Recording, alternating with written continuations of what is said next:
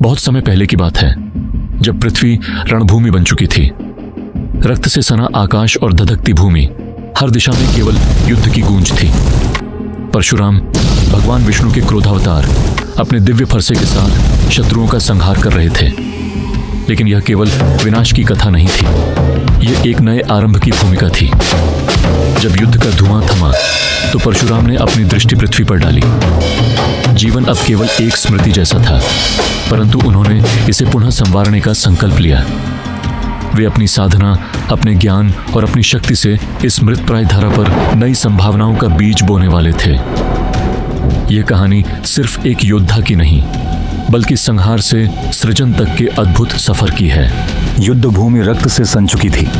आकाश में काले बादल उमड़ आए थे, बिजली लगातार चमक रही थी और आसमान क्रोध से कांप उठा था। भगवान परशुराम अपने परशु फरसे को उठाए अजेय योद्धा की भांति शत्रुओं का संहार कर रहे थे। उनकी आंखों में अद्वितीय क्रोध था, एक ऐसा क्रोध जो केवल अधर्म के अंत के लिए था। हर प्रहार के साथ पृथ्वी कांप उठती, जैसे स्वयं प्रकृति उनके आक्रोश को महसूस कर रही हो। मूसलाधार वर्षा शुरू हो गई, जलधाराएं फूट पड़ीं और धरती धीरे धीरे जलमग्न होने लगी। झंझावातों की गूंज और बिजली की कड़क युद्ध भूमि की चीखों में मिल गई। चारों ओर त्राही त्राही मच गई। शत्रुओं की सेना उनके कोप का सामना करने में असमर्थ थी। वे गिर रहे थे, बह रहे थे और प्रकृति भी जैसे उनके साथ न्याय कर रही थी। पूरा संसार भयभीत था। क्या यह अंत था या एक नया आरंभ? समुद्र की ऊंची ऊंची लहरें टकरा रही थीं। आकाश में गहरे बादल छाए थे। तेज हवाओं में रेत उड़ रही थी। एक विशाल रोगीला योद्धा जो गले में रुद्राक्ष धारण किए अपने हाथ में एक चमचमाता फरसा लिए समुद्र तट पर खड़ा था। भगवान परशुराम। उन्होंने अपनी दृष्टि चारों ओर दौड़ाई। यह भूमि उनकी थी, उनकी शक्ति से समुद्र को पीछे हटाकर अर्जित की गई भूमि। लेकिन यह भूमि बंजर थी, सूखी, पथरीली और नीरस। परशुराम स्वयं से, मैंने इसे समुद्र से छीना है, लेकिन यहाँ जीवन कैसे पनपेगा? बिना जल, बिना छाया, बिना किसी फल फूल के यह भूमि केवल एक निर्जीव टुकड़ा है। उन्हें कोई उपाय खोजना था और उपाय केवल एक ही था, तपस्या। हिमालय की ऊंचाइयों में भगवान परशुराम शिव की कठोर तपस्या कर रहे थे। बर्फीली हवाएं चल रही थीं, लेकिन वे अडिग थे। वर्षों तक बिना अन्न जल के उन्होंने ध्यान।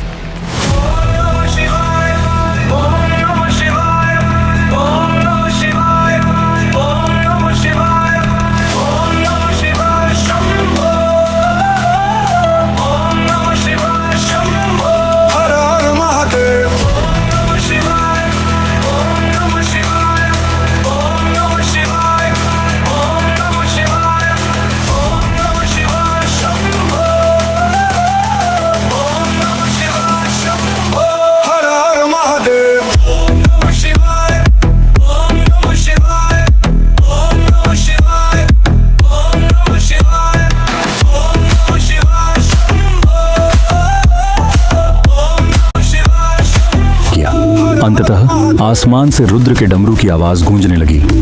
शिव प्रकट हुए। भगवान शिव गंभीर स्वर में, परशुराम, तूने मेरी इतनी कठिन तपस्या की है, क्या चाहता है?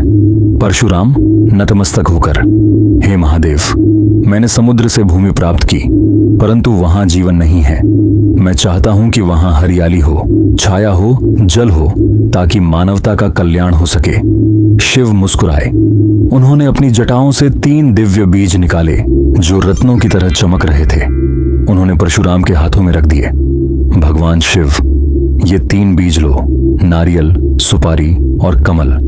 इन्हें अपनी भूमि पर रोपो और ये वहां जीवन को जन्म देंगे। परशुराम ने श्रद्धा से सिर झुकाया और तीनों बीज लेकर वापस अपनी भूमि की ओर चल पड़े। नारियल का पहला वृक्ष धीरे धीरे बढ़ते हुए संगीत। परशुराम ने समुद्र के किनारे पहला बीज रोपा, नारियल का बीज। जैसे ही बीज मिट्टी में समाया, आकाश में बादल गरजने लगे, बिजली कौंधी और फिर कुछ जादुई हुआ। धीरे धीरे वहां से एक हरा भरा पौधा निकला। वह पौधा बढ़ता गया और कुछ ही क्षणों में एक विशाल छायादार नारियल का वृक्ष बन गया। इसके लंबे लंबे पत्ते सूर्य की किरणों से खेल रहे थे। वृक्ष पर हरे हरे फल लग गए। परशुराम ने एक नारियल को तोड़ा, उसमें से मीठा ठंडा जल निकला। परशुराम आश्चर्य से, यह तो साक्षात अमृत है। यह वृक्ष हर मनुष्य को जल, छाया और फल प्रदान करेगा।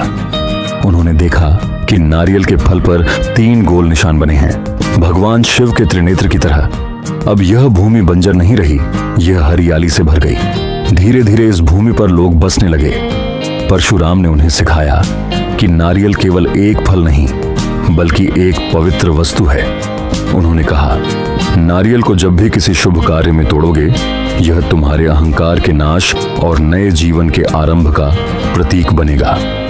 और तभी से हर शुभ कार्य में नारियल फोड़ने की परंपरा शुरू हुई।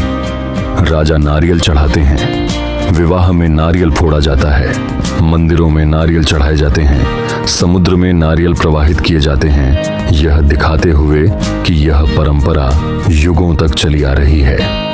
निष्कर्ष, नारियल की दिव्यता और परशुराम का आशीर्वाद आज भी, जब हम किसी मंदिर में नारियल चढ़ाते हैं, जब हम किसी शुभ कार्य की शुरुआत करते हैं, तो यह केवल एक परंपरा नहीं होती, यह भगवान परशुराम का आशीर्वाद होता है।